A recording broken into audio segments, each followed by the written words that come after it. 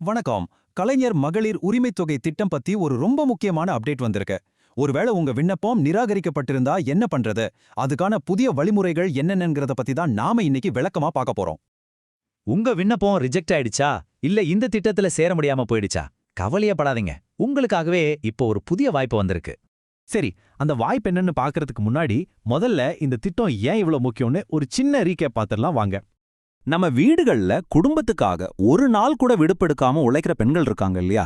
அவங்களோட அந்த உழைப்புக்கு எந்த ஒரு சம்பளமும் கிடையாது. சோ அந்த உழைப்ப மதிக்கணும், அவங்களோட வறுமையை போக்கணும். இதுதாங்க இந்த திட்டத்தோட முக்கியமான நோக்கம்.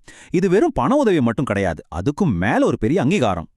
இந்த திட்டத்தின்படி தகுதியுள்ள ஒவ்வொரு குடும்ப தலைவிக்கும் மாசம் 1000 ரூபாய் நேரடியா அவங்களோட பேங்க் அக்கவுண்டுக்கே வந்துரும்.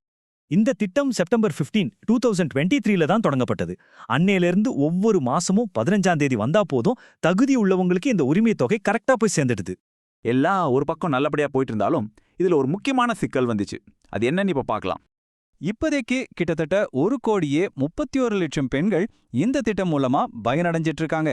யோசிச்சு பாருங்க, இது எவ்வளவு பெரிய நம்பர்னு. ஆனா இவ்ளோ பேர் பயனடைஞ்சாலும் இதுல ஒரு பெரிய பிரச்சனை என்னன்னா, தகுதி இருந்தும் நிறைய பெண்களோட விண்ணப்பங்கள் ரிஜெக்ட் ஆகிடுச்சு.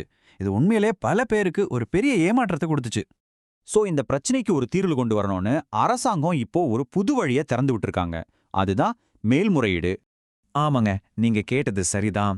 யாருக்கெல்லாம் அப்ளிகேஷன் ரிஜெக்ட் ஆச்சோ இல்ல யாரெல்லாம் விடுபட்டு போனாங்களோ அவங்க மறுபடியும் விண்ணப்பிக்கிறதுக்கு ஒரு அஃபிஷியல் வழி இப்ப வந்திருக்கு. இது நிச்சயமா நிறைய பேருக்கு ஒரு நல்ல செய்தி. சரி, இப்போ ரொம்ப ரொம்ப முக்கியமான கேள்விக்கு வருவோம். இந்த மேல்முறையீடு, அதாவது இந்த அப்பீல் பண்றது எப்படின்னு ஸ்டெப் பை ஸ்டெப்பா பார்க்கலாம். பாருங்க, உங்களுக்கு 3 ஆப்ஷன்ஸ் இருக்கு. ஒன்னு kmmto.tn.gov.in அப்படின்னு ஒரு வெப்சைட் இருக்கு. அதுல நீங்களே ஆன்லைன்ல பண்ணிடலாம். ரெண்டாவது ஆப்ஷன், உங்க ஏரியாவில் இருக்கிற கோட்டாட்சியர் ஆபீஸுக்கு நேர்ல போய் ஒரு மனு கொடுக்கலாம். இல்ல மூணாவதா, உங்க பக்கத்துல இருக்கிற இ சேவை மையத்துக்கு போனா அவங்களே உங்களுக்கு அப்ளை பண்ணி கொடுத்துருவாங்க. ஓகே, மேல்முறையீடு பண்ணியாச்சு. அதுக்கப்புறம் என்ன ஆகும்? நம்ம விண்ணப்பத்தோட நிலைமை என்ன? வாங்க தெரிஞ்சுக்கலாம். இது சம்பந்தமா ஒரு அரசு அதிகாரி என்ன சொல்லிருக்காருன்னா, இப்போ மேல்முறையீட்டு விண்ணப்பங்கள் எல்லாம் வாங்கிட்டு இருக்கோம். இதை எல்லாத்தையும் சரிபார்த்து ஃபீல்டு இன்ஸ்பெக்ஷன் எல்லாம் முடிச்சிட்டு தகுதி இருக்கிறவங்களுக்கு கண்டிப்பா இந்த உதவித்தொகை வழங்கப்படும்னு ரொம்ப தெளிவா சொல்லியிருக்காரு. சோ உங்க விண்ணப்பம் கண்டிப்பா பரிசீலிக்கப்படும்.